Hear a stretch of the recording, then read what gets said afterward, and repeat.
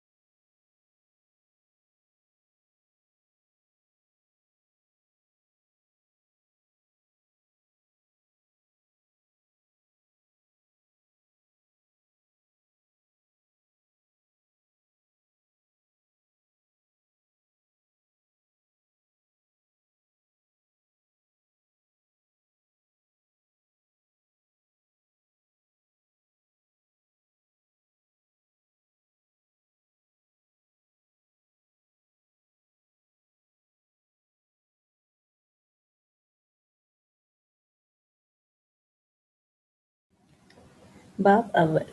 अब्बास परवीन का रिश्ता आया है साथ वाले गांव से। वो लोग इसकी शादी करना चाह रहे हैं। अदनान ने घर में आते ही शोर करना शुरू कर दिया।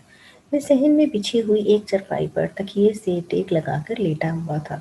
हमारे घर के सहन में नीम का एक दरख्त था। मैं इसी नीम के दरख्त के साए में चारपाई पर लेटा हुआ था, जबकि बाकी घर वाले चूल्हे के इर्द गिर्द इकट्ठे होकर बैठे हुए थे। अदनान मेरे पोते का नाम था। मेरी उम्र इस वक्त 120 साल से ज्यादा हो गई है।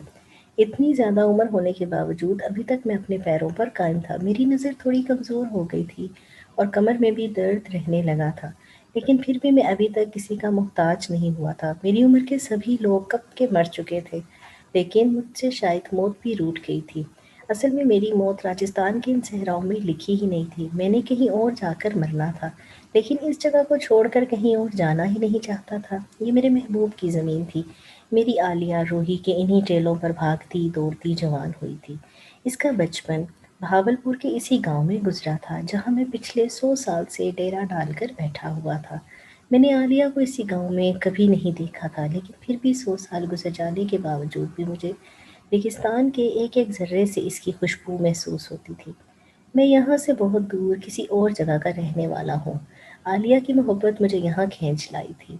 मैं रोही के शहर में ऐसा गिरफ्तार हुआ कि फिर दोबारा वापस अपने घर जा ही नहीं सका। मैं पिछले 100 साल से इस इलाके में मुकीद होकर रह गया था। शायद मेरी मौत मेरे आबाई घर में लिखी थी, लेकिन मैं इस इलाके को छोड़कर कहीं भी मरना नहीं चाहता था।